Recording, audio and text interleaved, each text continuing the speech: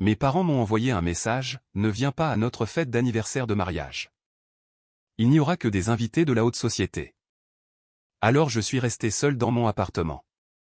Mais le jour même, ma sœur m'a appelé, la voix tremblante, pourquoi as-tu caché ça à la famille? Maman et papa viennent de voir les infos et... Je m'appelle Colette Owens. J'ai 32 ans et, il y a 3 semaines, mes parents m'ont envoyé un message pour me dire de ne pas venir à leur fête d'anniversaire, car seuls les invités de la haute société étaient conviés. Je pensais pourtant être habitué à être mise de côté. 10 ans sans une seule photo de famille pour Noël, 10 ans à être présenté à leurs amis comme celle qui travaille avec de vieux bâtiments. Mais ce message, lui, était différent. C'était définitif. Alors, je suis resté seul dans mon appartement ce soir-là, exactement comme il le voulait. Puis, mon téléphone a sonné. C'était ma sœur, Vivien, celle qui n'appelle jamais, à moins d'avoir besoin de quelque chose. Sa voix tremblait. Pourquoi as-tu caché ça à la famille? Papa et maman viennent de voir les infos. Je n'ai rien caché. J'ai simplement arrêté de m'expliquer face à des gens qui refusaient d'écouter. Avant de continuer, si cette histoire vous touche, prenez un moment pour aimer et vous abonner, mais seulement si vous voulez sincèrement connaître la suite. D'où m'écoutez-vous en ce moment? Indiquez votre ville et l'heure locale dans les commentaires. J'adorerais le savoir. Maintenant, laissez-moi vous ramener 3 ans en arrière, le jour où j'ai reçu un projet qui allait tout changer. J'ai grandi dans la maison des Owens, juste à l'extérieur de Boston. Une famille qui semblait parfaite sur chaque carte de vœux.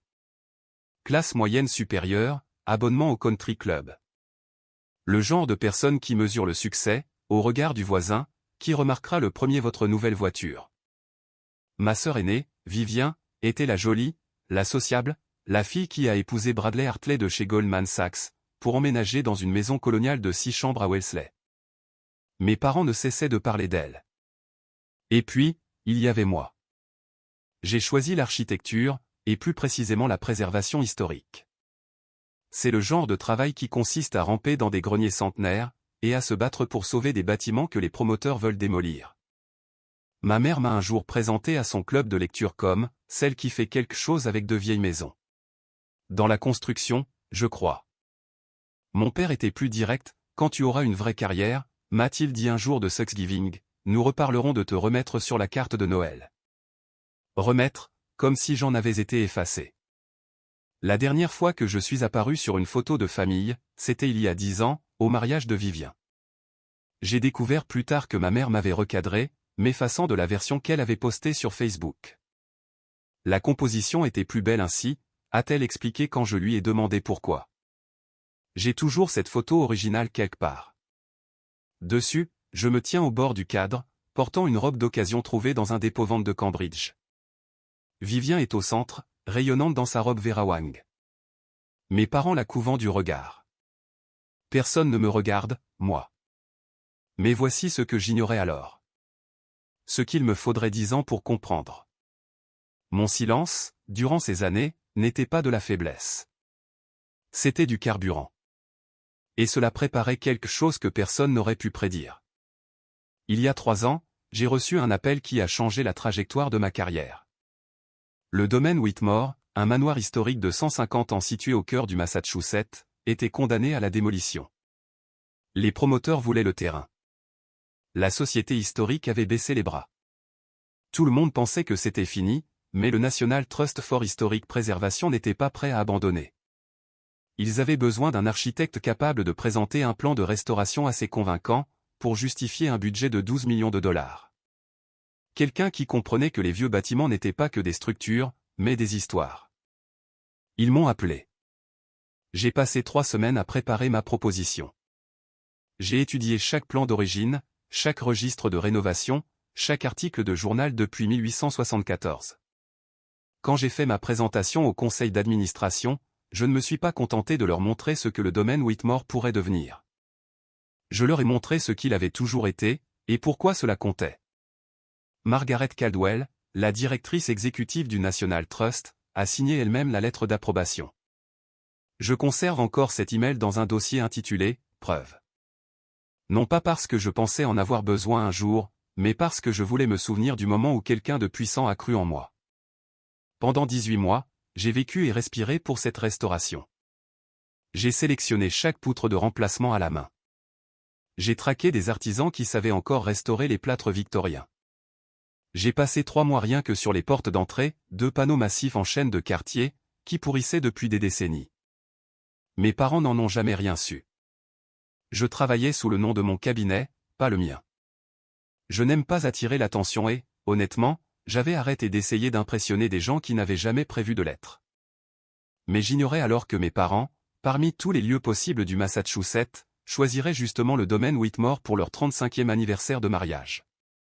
Le bâtiment que j'avais sauvé, les portes que j'avais restaurées, l'héritage que j'avais protégé. C'est drôle, comme la vie organise ses ironies. Laissez-moi vous parler de Noël dernier. Je n'étais pas invité, bien sûr, mais je m'y suis rendu quand même. J'ai conduit 2 heures sous une tempête de neige, car une partie de moi croyait encore que, peut-être, cette fois-ci, les choses seraient différentes. Ma mère a ouvert la porte, vêtue d'un pull en cachemire crème, un foulard Hermès drapé avec soin autour du cou. Son sourire a vacillé pendant exactement une seconde en me voyant. « Oh, Colette, nous ne t'attendions pas. » J'ai apporté un cadeau, ai-je dit, en tendant un paquet emballé. C'était une édition originale sur l'architecture des cathédrales européennes. Je l'avais trouvée dans une vente de succession et j'avais dépensé plus que de raison pour l'acquérir. Elle l'a pris sans même regarder le papier. Comme c'est attentionné. Je le mettrai avec les autres. À l'intérieur, Vivien tenait salon près de la cheminée, montrant sur son téléphone des photos de son dernier événement philanthropique. Mon père était en grande conversation avec un homme que je reconnaissais grâce aux informations, le juge Harrison, un nommé fédéral, et apparemment, une nouvelle acquisition de leur cercle social. Quand mon père m'a vu, il ne m'a pas dit bonjour. Il a simplement fait un signe de tête, puis a repris sa conversation. Comme je le disais, juge, notre fille Vivien a fait un travail merveilleux avec la fondation de l'hôpital pour enfants. Notre fille, au singulier. Je suis resté dans ce salon pendant 45 minutes. Personne ne m'a adressé la parole directement. Quand ma mère m'a présenté à une femme de son club de lecture, elle a dit « Voici Colette. Elle fait des rénovations, des marteaux et des trucs comme ça. » Le sourire de la femme était poli et méprisant. Oh, comme c'est intéressant. Je suis parti avant le dessert. En sortant, je suis passé devant la console du couloir où mon cadeau avait été déposé. Il était toujours emballé, avec un post-it collé dessus, de la main de ma mère, à redonner à une œuvre de charité. Ce soir-là, je me suis fait une promesse, je ne rentrerai plus jamais dans une pièce où je n'étais pas désiré. 3 semaines avant la fête d'anniversaire de mes parents, j'étais assise dans mon appartement à Cambridge quand mon téléphone a vibré. Une notification provenant d'une discussion de groupe dont j'avais été retiré 2 ans plus tôt, famille Owens. Il m'avait réintégré, juste pour envoyer un seul message, « Colette, ne viens pas à la fête d'anniversaire. Seuls les invités de la haute société seront là. Nous ne voulons pas avoir à expliquer ta situation. Maman et papa. » Je l'ai lu 3 fois. Non pas parce que je ne comprenais pas, mais parce que je voulais m'assurer que je n'imaginais pas. Ta situation, comme si j'étais un problème à gérer, un inconvénient à cacher. Je n'ai pas répondu. Certains messages ne méritent pas l'énergie d'une réponse. Mais voici ce que mes parents ignoraient. Cet après-midi-là, une autre enveloppe était arrivée dans ma boîte aux lettres. Papier épais de couleur crème, avec le sceau de l'American Institute of Architects, AIA, embossé en or. Je l'ai ouverte les mains tremblantes. Chère mademoiselle Owens, au nom du comité de sélection de la médaille d'or de l'AIA, nous avons le plaisir de vous informer que vous avez été nommée pour la médaille d'or 2024 dans la catégorie Voix émergente. Votre travail de restauration sur le domaine Whitmore a été cité comme un exemple déterminant d'excellence en matière de préservation. La médaille d'or, la plus haute distinction en architecture. Le même prix que celui décerné à Frank Lloyd Wright, I.M. Pei ou Frank Gehry. Et au bas de la lettre, une signature, Margaret Caldwell, directrice exécutive du National Trust for Historic Preservation. La même Margaret Caldwell que mes parents, je l'apprendrai plus tard, avait personnellement invité à leur fête d'anniversaire. La femme qu'il voulait impressionner pour ses relations dans les conseils d'administration caritatifs, ma mentor. J'ai posé la lettre à côté de mon téléphone. Le message de ma mère brillait encore sur l'écran. 2 lettres. L'une me disant que je n'étais pas digne, l'autre me disant que j'étais exceptionnel. Toutes deux arrivaient le même jour. Une semaine avant la fête, Vivien a appelé. C'était inhabituel. Ma sœur n'appelle jamais, sauf si elle veut quelque chose, une information, une validation, ou quelqu'un à blâmer. J'ai répondu malgré tout, car les vieilles habitudes ont la vie dure. Colette, comment vas-tu? Sa voix était douce comme du miel, le ton qu'elle utilise lorsqu'elle joue la comédie. Je vais bien, Vivien. De quoi as-tu besoin? Un court silence. Je voulais juste que tu le saches, j'ai essayé de convaincre maman et papa de t'inviter. Vraiment. Mais tu sais comment est maman avec les apparences. Je n'ai rien dit. J'ai attendu. Honnêtement, a-t-elle poursuivi, c'est probablement mieux ainsi. Tu serais mal à l'aise avec ces gens-là de toute façon. Les Harrison seront là, les Pierce, et certains cadres de l'ancien cabinet de papa. Ce n'est pas vraiment ton milieu, tu vois. Mon milieu. Tu vois ce que je veux dire? Toutes ces discussions futiles sur les vacances et les investissements, tu t'ennuierais. Elle a ri légèrement. Je te rends service, vraiment. J'ai failli la croire. C'est ça le truc avec Vivien, elle pratique le détournement cognitif depuis si longtemps, qu'elle a fini par se convaincre que c'est de la gentillesse. Alors, a-t-elle ajouté, et voici la vraie raison de son appel, qu'as-tu fait ces derniers temps? Quelque chose de passionnant? Elle partait à la pêche, cherchant une information à partager lors de la fête, probablement pour prouver qu'elle restait en contact avec sa sœur, instable. Rien de spécial, ai-je répondu. Je travaille. Je m'occupe toujours de mes vieux bâtiments. Toujours les vieux bâtiments, j'entendais sa déception. Pas de potin à récolter. Prends soin de toi, d'accord? Et ne prends pas l'histoire de la fête personnellement. Ce n'est vraiment pas contre toi. Mais c'était contre moi. Ça l'avait toujours été, spécifiquement pour s'assurer que je restais invisible. J'ai découvert plus tard que Vivien n'avait jamais plaidé pour mon invitation. C'est elle qui avait suggéré à notre mère, elle est toujours si gênée dans ses soirées. Ce sera plus facile pour tout le monde si elle ne vient pas. Mon père a appelé 3 jours plus tard. C'était encore plus inhabituel que l'appel de Vivien. Richard Owens ne passe pas de coups de fil, il lance des sommations. Le fait qu'il me contacte directement signifiait qu'il voulait s'assurer que le message était bien passé. Colette, sa voix était la même que durant toute mon enfance, sèche, efficace, comme s'il concluait une affaire. Je crois que tu as reçu le message concernant l'anniversaire. Je l'ai reçu. Bien. Ta mère et moi en avons discuté. La liste des invités est définitive. J'attendais qu'ils disent autre chose. Une explication, peut-être même une justification bancale. À la place, il a dit, le juge Harrison sera présent.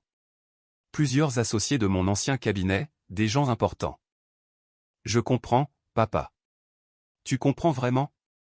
Il a soupiré, et j'ai entendu des années de déception dans ce son.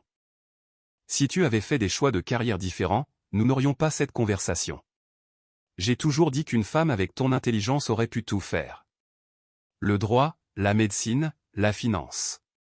Au lieu de cela, tu as choisi de jouer avec de vieilles bâtisses. Jouer, comme si ma restauration de 18 mois d'un monument historique n'était qu'un passe-temps. La liste des invités est définitive, ai-je répété.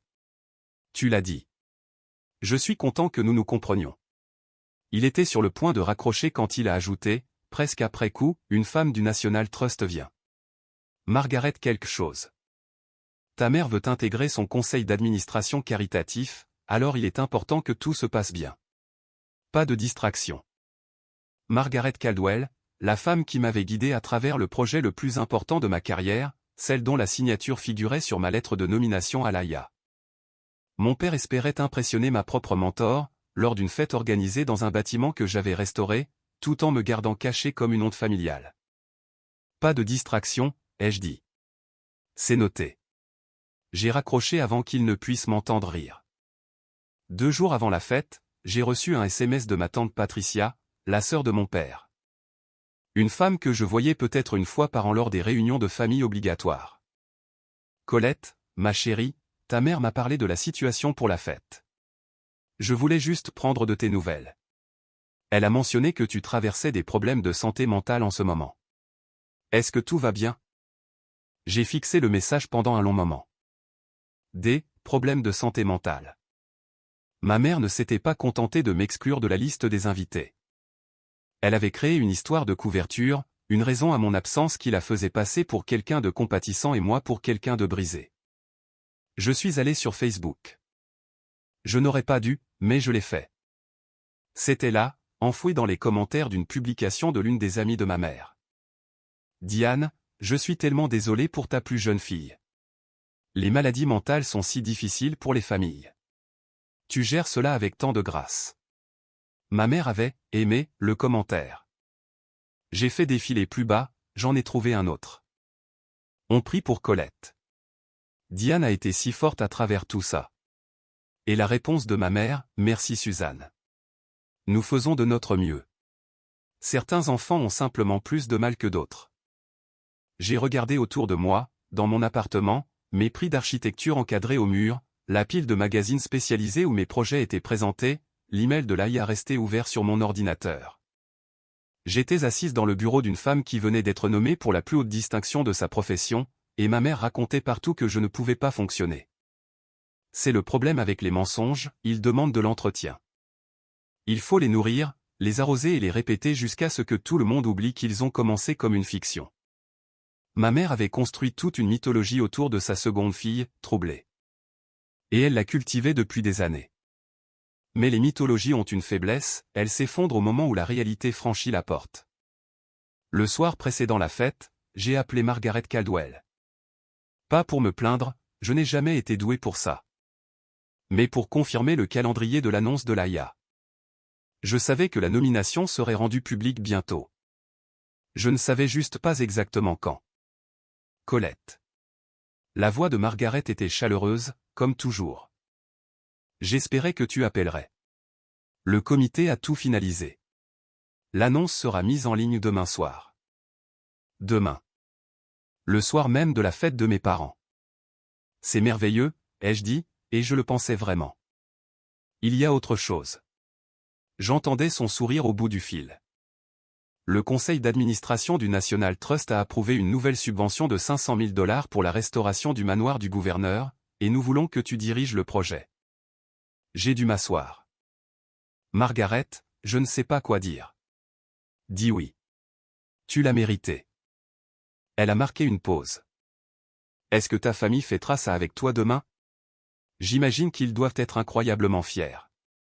Le silence s'est étiré un battement de trop. Ils ont d'autres projets, ai-je fini par dire. Un changement s'est produit dans son ton. Pas de la pitié, exactement, mais de la compréhension. En parlant de projet, j'assisterai moi-même à une fête demain. Un événement au domaine Whitmore. J'ai hâte de revoir le bâtiment. Mon cœur s'est arrêté. Une fête d'anniversaire, ai-je demandé, bien que je connaisse déjà la réponse. Oui, je crois. La famille Owens, si je ne m'abuse. Est-ce que tu les connais? J'ai failli éclater de rire. On peut dire ça. Le monde est petit, a dit Margaret joyeusement. Eh bien, si tu te libères demain soir, tu sais où me trouver. J'adorerais porter un toast à ta nomination en personne. Je l'ai remercié et j'ai raccroché. Margaret serait à la fête de mes parents, dans mon bâtiment, entourée de gens à qui l'on avait dit que j'étais mentalement malade, et l'annonce qui prouverait le contraire à tout le monde allait être publiée à 19h30 précise. Laissez-moi m'arrêter un instant. Si vous avez déjà été traité par votre propre famille comme si vous n'existiez pas, mais que vous êtes toujours debout, que vous continuez à construire, à avancer, je vous vois. Tapez « toujours debout » dans les commentaires. Et si vous voulez savoir ce qui s'est passé quand la vérité a enfin éclaté à cette fête, assurez-vous d'être abonné. Vous ne voulez pas rater la suite. Maintenant, revenons à l'histoire. Le matin de la fête, je me suis réveillé seul dans mon appartement de Cambridge. La lumière du soleil entrait par les fenêtres avec cet angle doré qui rend tout plus doux. J'ai fait mon café comme je le fais toujours, presse française, torréfaction brune, sans sucre, et je me suis assise à ma table de cuisine, entourée des objets qui faisaient de cet espace le mien. Des livres d'architecture empilés partout. De la lavande séchée dans un bocal sur le rebord de la fenêtre. Un plan encadré du domaine Whitmore au-dessus de mon bureau. Mon appartement est petit, peut-être 75 mètres carrés. Rien d'impressionnant selon les critères de mes parents, mais tout ce qui s'y trouvait, je l'avais choisi. Tout, je l'avais gagné. J'ai ouvert mon ordinateur pour travailler sur quelques notes de projet, déterminé à traiter cette journée comme n'importe quelle autre. Mais l'algorithme d'Instagram m'a trahi. La story de Vivien est apparue en haut de mon fil. Une vidéo d'elle à l'arrière d'une voiture noire, une coupe de champagne à la main, se faisant coiffer dans un salon qui facturait probablement plus de l'heure que mes factures mensuelles d'électricité. La légende, on se prépare pour la grande soirée. J'ai continué à faire défiler. Je n'aurais pas dû, mais je l'ai fait. Une autre story, la façade du domaine Whitmore décorée de fleurs blanches et de lumières scintillantes. Elle avait filmé cela depuis la fenêtre de la voiture alors qu'ils arrivaient pour l'installation. Et là, dans le coin du cadre, je les ai vus. Les portes en chêne. Mes portes. Celles sur lesquelles j'avais passé 3 mois, à chercher des ferrures de remplacement dans une boutique spécialisée du Vermont, à poncer chaque panneau à la main jusqu'à ce que le grain émerge, comme s'il attendait depuis un siècle d'être enfin révélé. Vivien ne savait pas. Aucun d'entre eux ne savait. Il s'apprêtait à donner une fête dans un bâtiment couvert de mes empreintes, alors qu'il m'avait dit que je n'y étais pas la bienvenue. J'ai fermé Instagram et j'ai repris mon café. Je n'ai pas été témoin de ce qui s'est passé ensuite directement, mais je l'ai appris plus tard par Margaret, par tante Patricia et par les fragments que ma famille a laissés échapper après coup. Voici donc ce que j'ai pu reconstituer. La fête a commencé à 18h. 150 invités sont arrivés dans une procession de berlines de luxe allemande et de voitures avec chauffeur. Tenue de soirée exigée. Les femmes portaient des robes coûtant plus cher que ma première voiture, les hommes des smokings sur mesure de Newbury Street. Un quatuor à cordes jouait du Vivaldi pendant que des serveurs en gants blancs circulaient avec du champagne, du Krug, selon la story de Vivien, à $300 la bouteille. Ma mère se tenait à l'entrée dans une robe Valentino Bordeaux, des diamants aux oreilles, saluant chaque invité comme si elle organisait le gala du mai. Mon père parcourait la salle avec l'énergie d'un homme qui avait répété ses banalités mondaines pendant des semaines. Le lieu est spectaculaire, Diane, aurait dit une invitée en traversant le grand foyer restauré. Qui a fait la rénovation? Ma mère a balayé la question d'un revers de main. Oh, un cabinet ou un autre, le coordinateur de l'événement s'est occupé de tout cela. Mais n'est-ce pas parfait? J'ai su que c'était l'endroit idéal dès que je l'ai vu. Parfait. Un bâtiment sur lequel elle n'avait jamais pris la peine de faire la moindre recherche. Une restauration dont elle ignorait quelle était la mienne. Vivien flottait à travers la foule dans une robe Oscar de la Renta, son mari Bradley la suivant comme un accessoire bien habillé. Elle posait pour des photos devant la cheminée en marbre, sous le lustre restauré, contre le papier peint à la main que je m'étais battu pour préserver, alors que tout le monde voulait l'arracher. Les centres de table étaient composés d'hortensias blancs dans des vases en cristal. Les goûts de maman sont impeccables, écrivait Vivien dans sa dernière story. Et quelque part à l'autre bout de la ville, j'étais assise dans mon petit appartement, regardant tout cela se dérouler sur un écran de 6 pouces. Margaret Caldwell est arrivée à 19h. Elle est venue sans fanfare, sans entourage, sans annonce. Mais la salle l'a remarqué malgré tout. Margaret a cette qualité, elle ne réclame pas l'attention, elle la transporte simplement avec elle. Une élégance discrète, une robe bleu marine, des perles simples. Le genre de présence qui vient de décennies passées à être la personne la plus érudite de la pièce. Ma mère l'a repérée immédiatement. Madame Caldwell. Diane a traversé le foyer, sa coupe de champagne levée, son sourire assez large pour accommoder toutes ses ambitions. Quel honneur absolu de vous avoir ici. J'ai tellement entendu parler du travail du National Trust. C'est vraiment inspirant. Margaret a accepté la salutation avec une neutralité polie. Merci pour l'invitation. Je dois dire que j'ai un lien personnel avec ce domaine. C'est charmant de le voir ainsi utilisé. Les yeux de ma mère se sont éclairés. Une ouverture pour une connexion, pour le réseautage, pour n'importe quel poste au conseil d'administration qu'elle convoitait. Oh, comme c'est merveilleux! Aviez-vous assisté à des événements ici avant la rénovation? Après, en fait. Margaret a jeté un coup d'œil autour de la pièce, son regard s'attardant sur les moulures restaurées, les parquets d'origine, les fenêtres que j'avais sauvées. J'ai été très impliqué dans le projet de restauration, j'ai travaillé en étroite collaboration avec l'architecte principal. Ma mère hochait la tête, n'écoutant manifestement pas, déjà en train de calculer son prochain coup. À ce propos, a continué Margaret, j'espérais voir Colette ici ce soir. Est-elle en retard? Le sourire de ma mère s'est figé pendant une seconde, juste une. Le masque a glissé. Colette? Elle s'est reprise rapidement, affichant une expression de préoccupation feinte. Oh, elle n'a pas pu venir. Elle ne va pas bien, j'en ai bien peur. Vous savez comment c'est. Le regard de Margaret s'est légèrement durci. C'est étrange. Je lui ai parlé hier encore. Elle semblait parfaitement bien. Ma mère n'a trouvé aucune réponse. La première fissure venait d'apparaître. À 19h30, l'American Institute of Architects a publié son annonce. Les nominations pour la médaille d'or de l'AIA sont apparues sur leur site web, sur leurs réseaux sociaux et dans un communiqué de presse envoyé à toutes les grandes publications d'architecture du pays. En quelques minutes, Architectural Digest partageait son article vedette, préparé à l'avance. 12 pages de photographies et d'entretiens, fruit de mois de travail, synchronisés parfaitement avec l'annonce. Le titre, Colette Owens, la femme qui redessine l'héritage architectural de l'Amérique. J'étais encore dans mon appartement quand c'est devenu public. J'ai rafraîchi la page 3 fois pour m'assurer que c'était réel. Ma photo, mon travail, mon nom, tout était là, exposé au monde entier, y compris aux invités de la fête de mes parents. Tout a commencé avec une journaliste locale, une femme qui couvrait les arts et la culture pour le Boston Globe et qui avait été invitée en tant qu'amie d'un ami. Son téléphone a vibré suite à une alerte info. Elle a jeté un coup d'œil à l'écran, puis s'est figée. « Vous avez vu ça ?» a-t-elle dit à l'homme à ses côtés. L'architecte qui a restauré ce bâtiment vient d'être nommé pour la médaille d'or de l'AIA. L'homme s'est penché pour regarder. Le domaine Whitmore? Ce bâtiment-ci? Celui-là même. Elle a fait défiler l'article. Colette Owens, seulement 32 ans. On l'appelle l'une des architectes de préservation les plus importantes de sa génération. Le nom a commencé à circuler, chuchoté d'abord, puis prononcé à voix haute. Les invités ont sorti leur téléphone. L'article d'Architectural Digest se chargeait sur écran après écran. Et dans cet article, il y avait une photo, moi, debout devant l'entrée restaurée du domaine Whitmore, souriant d'une manière que j'avais presque oubliée. Un invité s'est tourné vers un autre. « Attendez, Owens. Ce n'est pas le nom des hôtes ?» La question est restée suspendue dans l'air, comme une mèche allumée.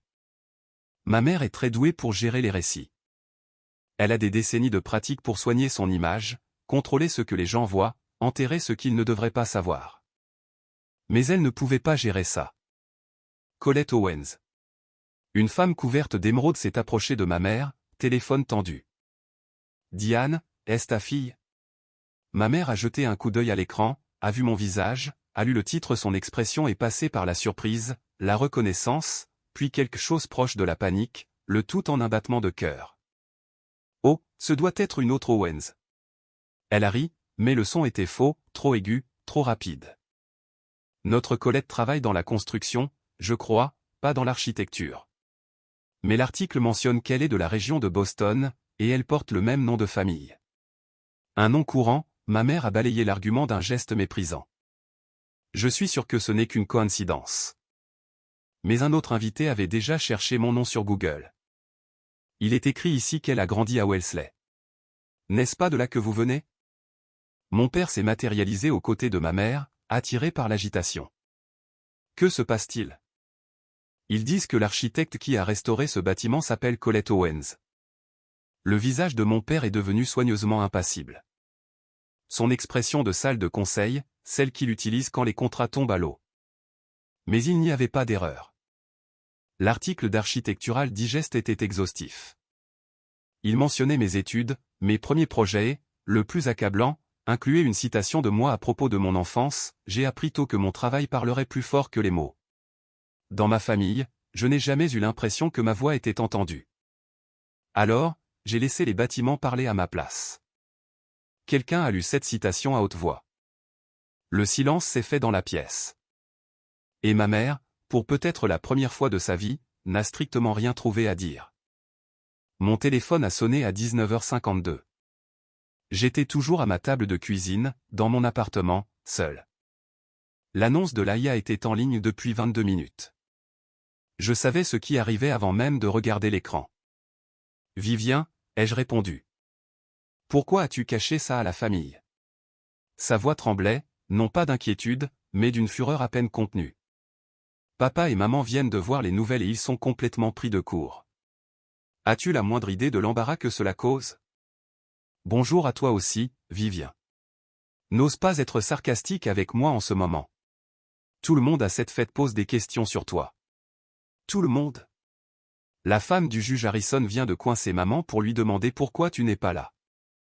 Madame Caldwell, cette femme du National Trust, ne cesse de parler de toi. C'est censé être la soirée de maman et papa, et tu as tout ramené à toi. J'ai laissé ces paroles glisser sur moi. En arrière-plan, j'entendais la fête, la musique, le tintement des verres, et la voix de ma mère qui s'élevait avec une gaieté forcée. Oui, bien sûr que nous étions au courant. Nous voulions juste que cela reste privé. Je n'ai rien ramené à moi, ai-je dit calmement. J'ai juste existé. J'ai travaillé. J'ai réussi. Et personne ne m'a jamais rien demandé. Tu as fait ça exprès. Le sang-froid de Vivien a complètement craqué. Tu as attendu ce soir pour, Laïa décide quand les annonces sortent, pas moi. Tu aurais dû nous le dire. Tu aurais dû nous prévenir. J'ai failli rire. Vous prévenir de quoi? Que je suis doué pour mon travail? Vous avez eu 10 ans pour me poser une seule question sincère sur ma carrière. Vous ne l'avez jamais fait. Silence. Puis, étouffé, j'ai entendu ma mère en fond, nous n'en avions aucune idée. Elle ne nous dit jamais rien. Je dois y aller, a dit Vivien avant de raccrocher. J'ai posé mon téléphone et j'ai laissé le silence s'installer autour de moi. Pour la première fois, je ne me sentais pas coupable d'exister. À la fête, tout partait à volo. Les invités avaient cessé d'admirer le décor pour commencer à observer ma famille. C'était subtil au début, des regards échangés, des sourcils levés mais à 20 heures, le changement était indéniable. La célébration d'anniversaire de mes parents était devenue tout autre chose.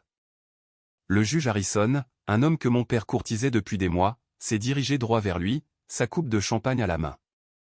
Richard, votre fille a conçu ce bâtiment, et vous ne l'avez pas mentionné? La mâchoire de mon père s'est crispée. C'est compliqué, monsieur le juge. Des histoires de famille. Compliqué? Le ton du juge suggérait qu'il ne trouvait pas cette explication satisfaisante. Vous m'avez dit plutôt que vous étiez fier de votre famille. Il semble que vous ayez omis un accomplissement plutôt significatif. De l'autre côté de la pièce, Vivien se tenait près du bar, tentant de garder contenance tout en faisant défiler furieusement son téléphone. Bradley restait à proximité, son expression indéchiffrable. J'apprendrai plus tard qu'il avait ouvert l'article d'Architectural Digest et lu chaque mot. Ma mère, pendant ce temps, essayait de faire ce qu'elle avait toujours fait, contrôler le récit. Bien sûr que nous sommes fiers de Colette, disait-elle à un groupe d'invités curieux, son sourire tendu à l'extrême. Mais tante Patricia était là. Tante Patricia, qui m'avait envoyé un message sur mes problèmes de santé mentale, 2 jours plus tôt. Diane, dit-elle lentement, tu m'as dit que Colette avait des difficultés, qu'elle ne pouvait pas assumer ses responsabilités. C'est pour cela qu'elle n'était pas invitée ce soir. Les invités se sont tournés vers ma mère. Ce n'est pas exactement ce que a commencé ma mère. Et cet article dit qu'elle a dirigé un projet de restauration de 12 millions de dollars. Le bâtiment même où nous nous trouvons. La coupe de champagne de ma mère tremblait légèrement. Le cristal de baccarat captait la lumière du lustre, ce même lustre que je m'étais battu pour restaurer au lieu de le remplacer. Aucun script ne pouvait la sauver désormais. Margaret Caldwell observait la scène depuis l'autre bout de la salle. Elle n'a pas élevé la voix. Elle n'en avait pas besoin. Margaret s'est simplement avancée vers le centre du grand foyer, a posé son verre sur le plateau d'un serveur qui passait, et a attendu. Les conversations se sont tues, les regards se sont tournés. Quand on a passé 40 ans à diriger des conseils d'administration et des comités de préservation, on sait comment occuper l'espace sans rien exiger. J'espère que vous me permettrez tous un instant, dit-elle, sa voix portant avec une clarté sans effort. J'aimerais dire quelques mots sur ce domaine, et sur la femme remarquable qui l'a sauvée. Le visage de ma mère est devenu livide. Il y a 3 ans, a continué Margaret, le domaine Whitmore devait être démoli. Les promoteurs avaient gagné. La société historique avait abandonné. J'ai assisté à la dernière réunion du conseil, m'attendant à voter la fermeture. Elle a marqué une pause, laissant le poids de cette instance installé. Puis, une jeune architecte est entrée avec une proposition. Pas seulement un plan, mais une vision. Elle avait fait des recherches sur chaque plan original, tracé chaque ferrure jusqu'à sa source. Et créé une stratégie de restauration si méticuleuse que notre conseil n'a eu d'autre choix que de la financer. Cet architecte, c'était Colette Owens. Des murmures ont parcouru la foule. Mes parents restaient pétrifiés. Pendant 18 mois, Colette a travaillé sur ce bâtiment comme s'il était le sien. Chaque porte que vous franchissez ce soir, elle l'a restaurée à la main. Les lustres, les moulures, les fenêtres, tout a été ramené des ruines parce qu'une femme a refusé de laisser l'histoire disparaître. Margaret a glissé la main dans sa pochette et en a sorti une enveloppe. Papier crème, le sceau de l'AIA visible à travers le papier. Ce soir, elle a été nommée pour la plus haute distinction de notre profession, et j'avais espéré lui remettre cette lettre en personne. Mais on m'a dit qu'elle n'était pas bien. Margaret a regardé ma mère droit dans les yeux. Ce qui est étrange, car je lui ai parlé hier et elle semblait parfaitement bien. Le silence qui a suivi était absolu. 150 personnes, juges, cadres, mondains, vieille et nouvelle bourgeoisie, se tenaient dans une pièce remplie de mon travail, fixant mes parents, attendant une explication qui ne pouvait pas venir. La première question est venue d'une femme en robe Chanel noire.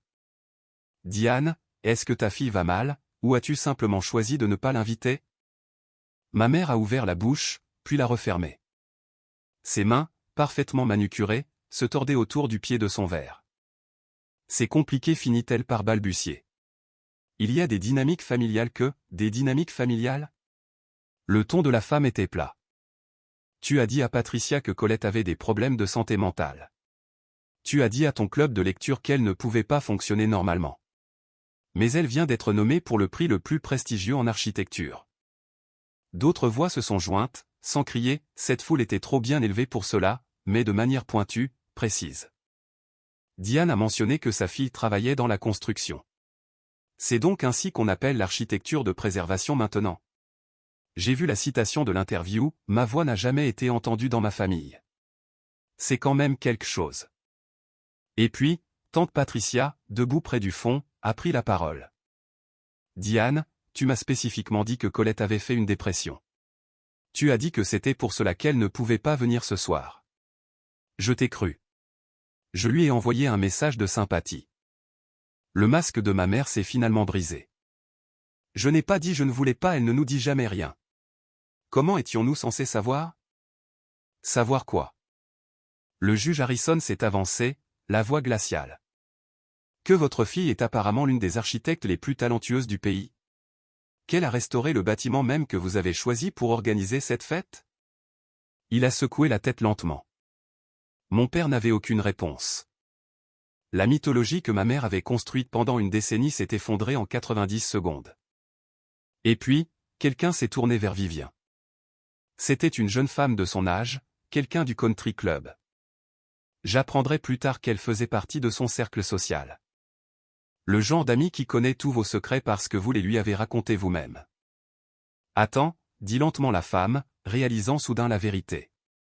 Vivien, tu m'as dit que ta sœur se cherchait encore. Tu as dit qu'elle n'avait jamais vraiment décollé, qu'elle était, comment as-tu dit déjà? L'embarras de la famille. Le visage parfaitement composé de Vivien s'est figé. Ce n'est pas je ne voulais pas dire que, tu as dit qu'elle avait des problèmes mentaux, que tes parents n'en parlaient pas parce que c'était trop douloureux. Une autre voix s'est ajoutée. Tu m'as dit qu'elle travaillait pour une entreprise de bricolage, qu'elle avait abandonné la fac.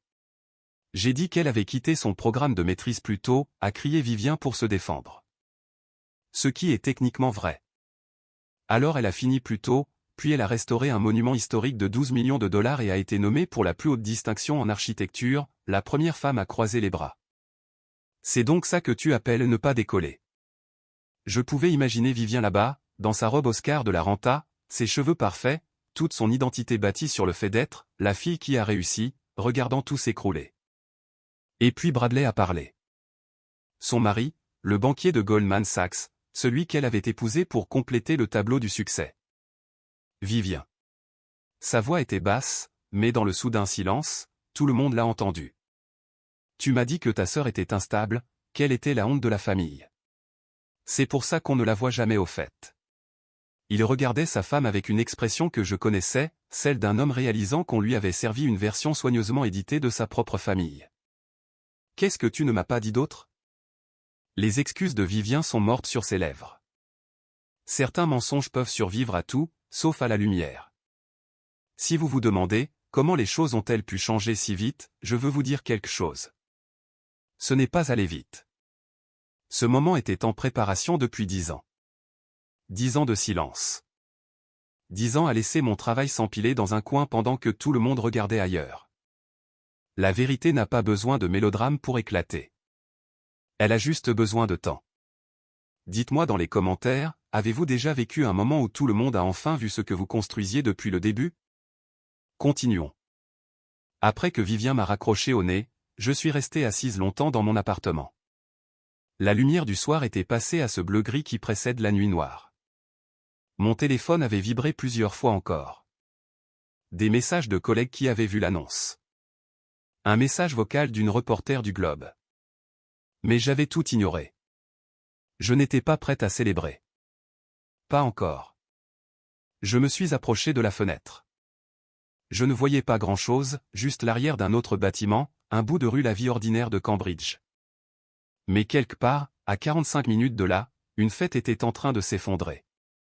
J'ai repensé à ce que Margaret m'avait dit au téléphone la veille, si tu te libères demain soir, tu sais où me trouver. J'ai pensé aux portes en chêne, aux lustres, au papier peint.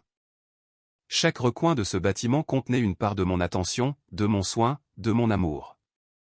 Mes parents m'avaient dit que je n'y étais pas la bienvenue, mais ce bâtiment était à moi, de toutes les manières qui importaient.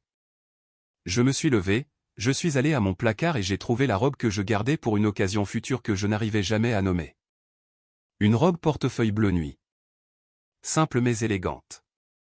Le genre de vêtements qu'on porte quand on veut se sentir soi-même, mais en mieux. J'ai mis la montre Cartier Tank que je m'étais offerte après mon premier grand projet. Elle m'avait coûté plus que ce que je pouvais me permettre à l'époque, mais je voulais quelque chose pour marquer le moment où j'avais prouvé, à moi-même du moins, que j'étais doué. Personne dans ma famille ne l'avait jamais vu. J'ai pris mes clés. Je n'y allais pas pour faire un scandale. Je n'y allais pas pour me venger. J'y allais parce que ce bâtiment était le mien, et que je méritais d'y être. Le trajet a duré 45 minutes.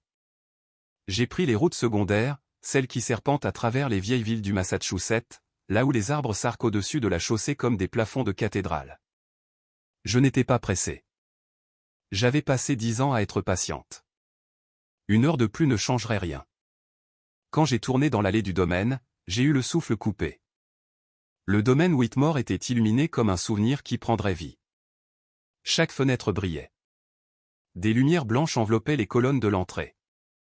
Les jardins que j'avais aidé à préserver étaient remplis d'invités en tenue de soirée, leurs silhouettes se découpant sur la lumière dorée qui s'échappait de l'intérieur. Je me suis garé tout au bout du parking et j'ai marché vers l'entrée.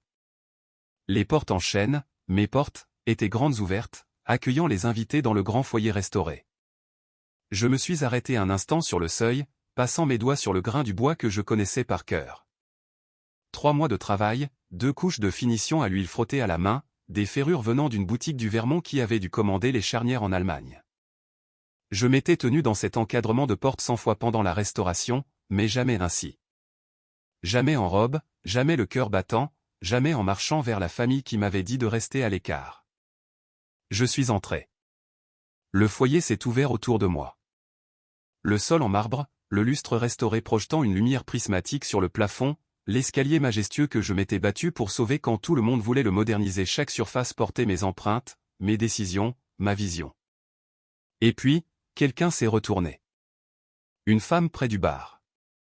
Puis un homme près de la cheminée. Puis un autre. Et encore un autre.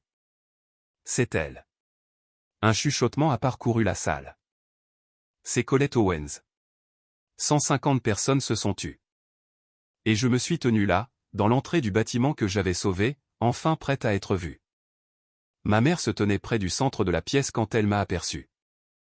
J'ai vu son visage passer par toutes les émotions qu'elle avait passé des décennies à réprimer en public, le choc, puis la reconnaissance, puis la peur, et brièvement, quelque chose qui aurait pu être de la honte. Le verre de champagne dans sa main penchait dangereusement. Sa robe Valentino, soudain, ressemblait moins à une armure qu'à un déguisement. Mon père se tenait à ses côtés, le visage soigneusement neutre, son expression de salle de conseil. J'ai marché vers eux, sans me presser, sans hésiter. Je marchais simplement, comme on marche quand on rentre chez soi. Margaret a croisé mon regard depuis l'autre bout de la pièce et m'a adressé un léger signe de tête. Une permission, un encouragement, un soutien. Je me suis arrêté à quelques pas de mes parents. Assez près pour être entendu.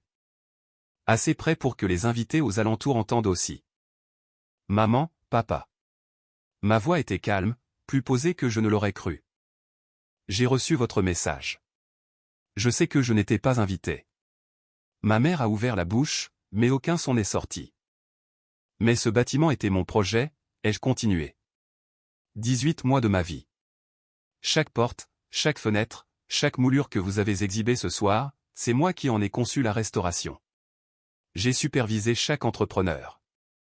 J'étais ici avant le lever du soleil et après son coucher, pendant 1 an et demi, pour m'assurer que ce lieu tienne debout encore un siècle. Mon père a fini par parler. Colette, ce n'est ni le moment ni l'endroit pourquoi, papa? Pour exister? Pour être doué dans un domaine? Je n'étais pas en colère. C'est la partie la plus étrange. Je m'attendais à ressentir de la colère. J'en avais le droit. Mais là, dans cette pièce, je me sentais juste lucide. Je ne suis pas là pour gâcher votre fête, ai-je dit. Je suis là parce que ce lieu compte pour moi, même si je ne semble pas compter pour vous.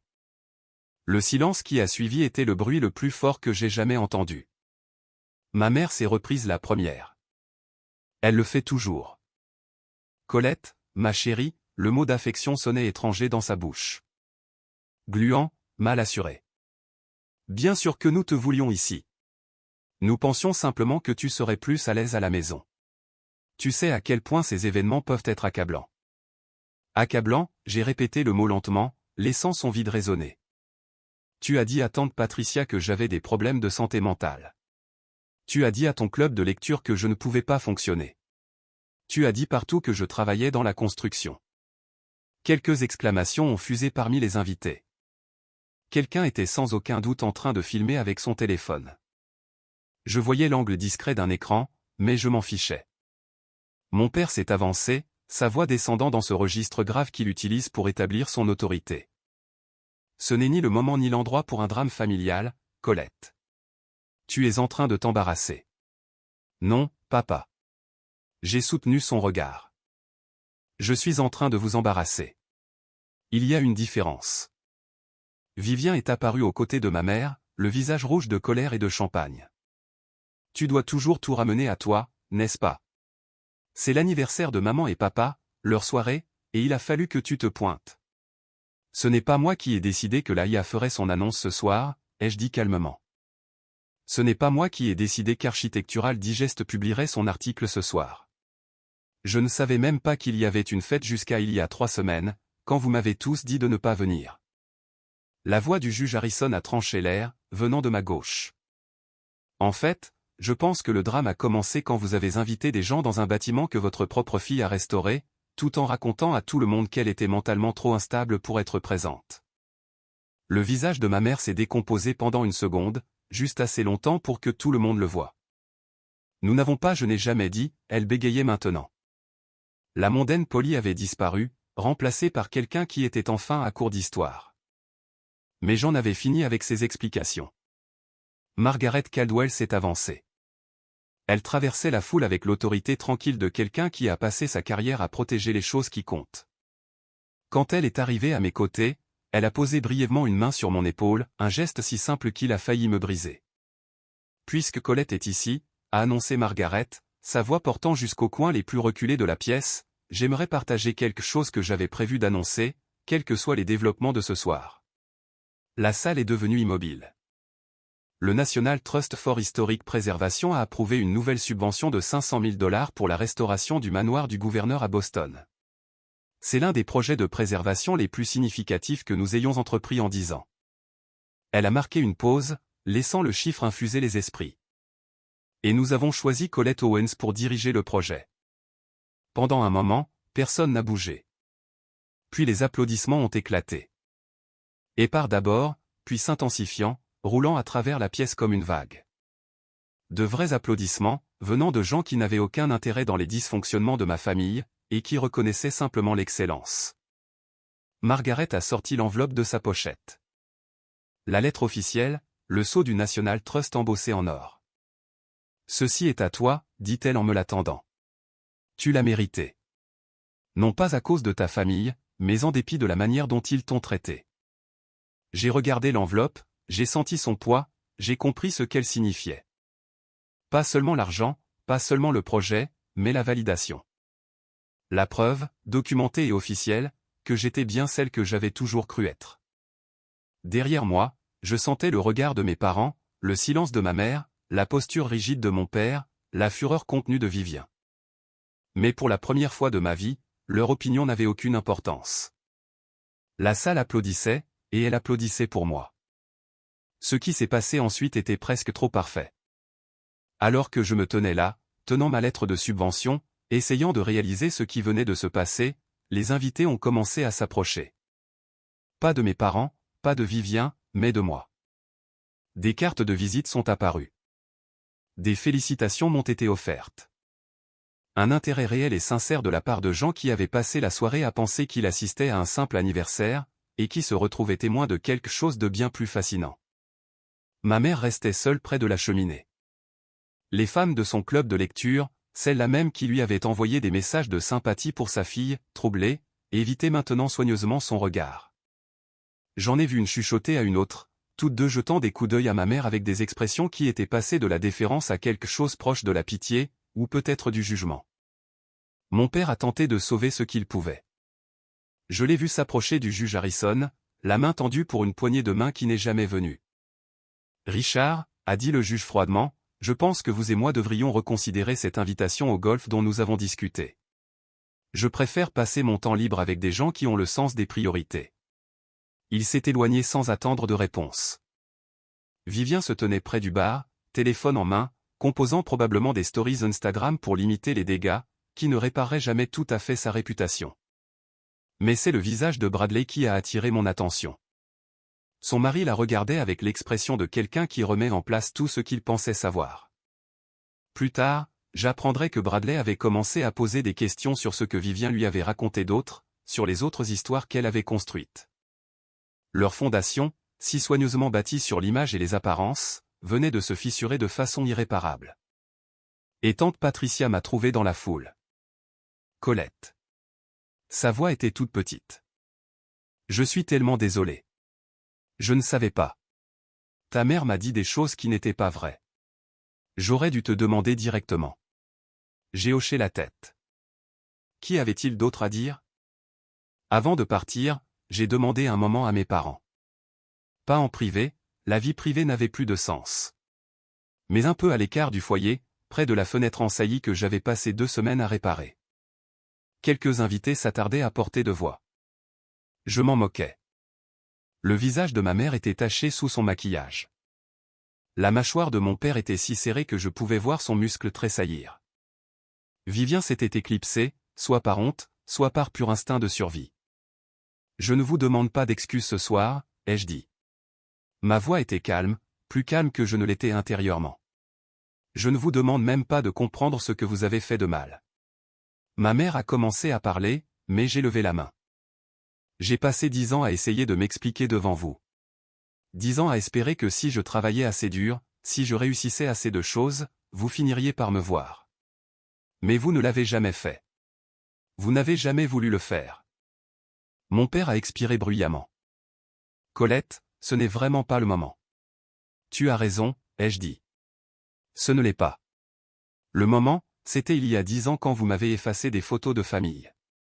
Le moment, c'était chaque Noël où je n'étais pas invité. Le moment, c'était il y a 3 semaines quand vous m'avez envoyé ce message disant que je vous embarrasserais devant vos invités importants. Je les ai regardés tous les deux. Vraiment regardés. de la manière dont on regarde quelque chose qu'on est prêt à laisser partir. J'ai fini de m'expliquer. À partir de maintenant, vous pourrez me contacter quand vous serez prêt à me voir pour ce que je suis réellement. Pas avant. Les yeux de ma mère étaient humides.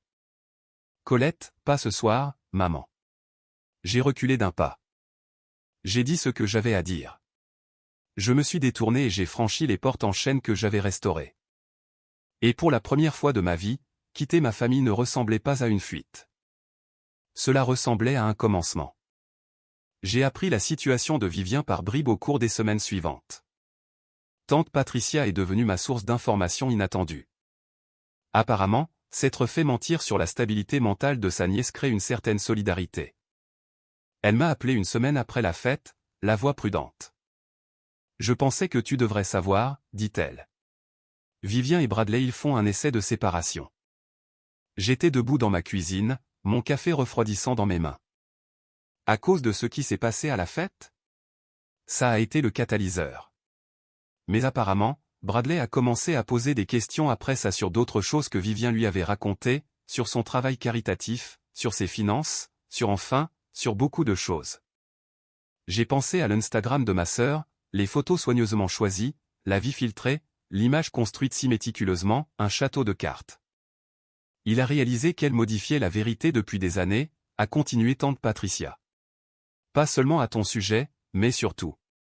Je n'ai ressenti aucune satisfaction en entendant cela. Je ne me sentais pas vengé. Je me sentais juste fatigué. Triste, peut-être, pour la sœur que j'aurais pu avoir si elle n'avait pas passé tant de temps à essayer d'être la seule digne d'être vue. Quelques jours plus tard, Vivien m'a envoyé un SMS. 4 mots, tu as ruiné ma vie. J'ai regardé le message longtemps, puis je l'ai supprimé sans répondre. Je n'ai pas ruiné sa vie. J'ai simplement arrêté d'être l'excuse commode pour son propre malheur. Sans bouc émissaire, sans sœur, instable, à pointer du doigt, toutes ces histoires n'avaient plus rien derrière quoi se cacher. La vérité ne ruine personne. Elle révèle simplement ce qui était déjà là. Et parfois, ce qui est là n'est pas beau à voir. 3 mois après la fête, j'ai reçu un message de mon père. J'ai failli le supprimer sans le lire. Nous ne nous étions pas parlé depuis ce soir-là. Pas un mot, pas un email, rien. J'étais en paix avec ce silence. J'avais appris que certaines relations ne sont pas faites pour être réparées, mais pour être libérées. Pourtant, quelque chose m'a poussé à l'ouvrir. Colette, j'ai réfléchi. J'aimerais voir le projet du manoir du gouverneur quand il sera terminé. Si tu es d'accord. Papa. Je l'ai lu 3 fois. Ce n'était pas une excuse. Ce n'était pas une reconnaissance de tout ce qui s'était passé, les années de mépris, les mensonges, le message me disant que je les embarrassais. C'était juste une demande. Une petite porte entr'ouverte. Je n'ai pas répondu tout de suite. Je l'ai laissé reposer pendant une semaine, le tournant dans mon esprit comme un galet trouvé sur une plage. Puis j'ai répondu, d'accord.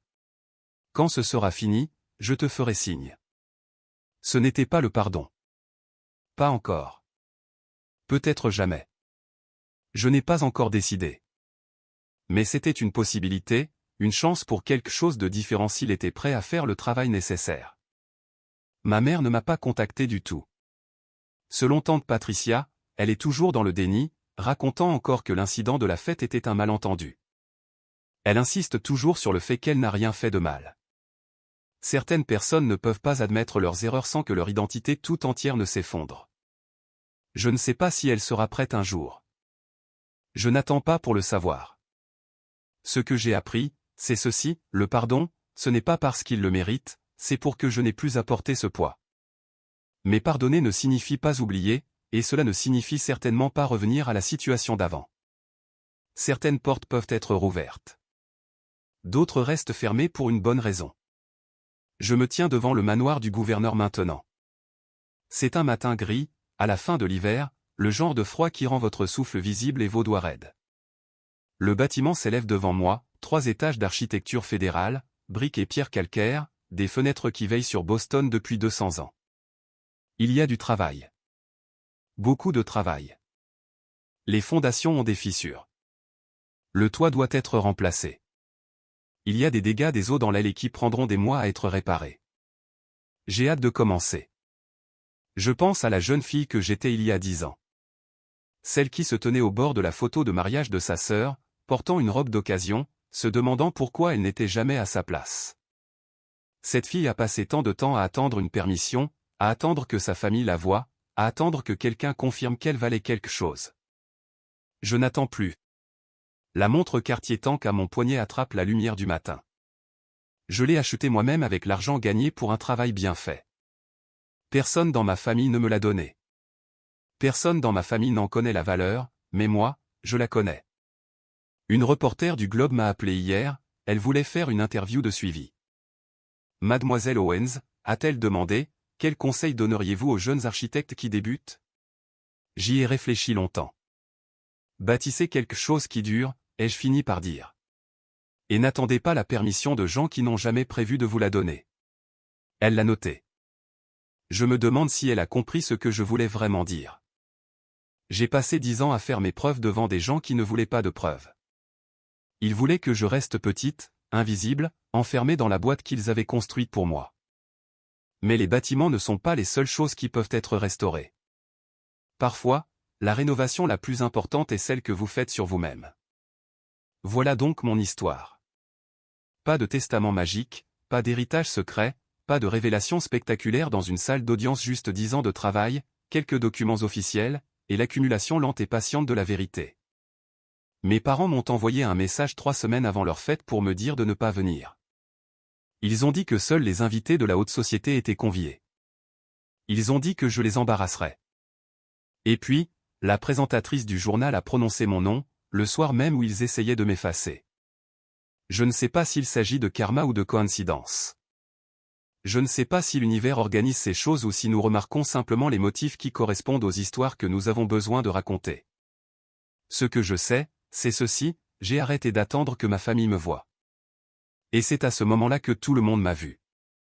Si vous écoutez ceci et que vous êtes au milieu de vos propres 10 ans, si vous travaillez dans le silence, si vous construisez dans l'ombre, en attendant que quelqu'un remarque ce que vous avez fait, je veux que vous entendiez ceci, continuez. Les gens qui vous méprisent ne changeront peut-être jamais. Votre famille ne comprendra peut-être jamais. La reconnaissance que vous méritez viendra peut-être tard, ou pas du tout, ou d'une manière que vous n'aviez jamais imaginée. Mais votre valeur n'est pas déterminée par le fait qu'ils la voient ou non. Votre valeur est déterminée par vous. Bâtissez quelque chose qui compte. Laissez votre travail parler. Et quand le moment viendra, quand les portes s'ouvriront enfin, franchissez-les la tête haute. Vous n'avez besoin de l'invitation de personne pour vous tenir dans les pièces que vous avez vous-même construites. Merci d'être resté avec moi jusqu'à la fin de cette histoire. Si elle a résonné en vous, laissez un commentaire. Je les lis tous. Et si vous voulez entendre d'autres histoires comme celle-ci, une autre vous attend dans la description. À la prochaine. C'était Colette. Merci d'avoir été ici avec moi jusqu'au bout. Si cette histoire vous a touché, faites-le moi savoir dans les commentaires. Je lis sincèrement chacun d'entre eux. N'oubliez pas d'aimer cette vidéo, de vous abonner à la chaîne et de cliquer sur la cloche de notification si vous voulez plus d'histoires de ce genre. Une autre histoire vous attend dès maintenant, cliquez sur le lien dans la description. On se voit dans la prochaine.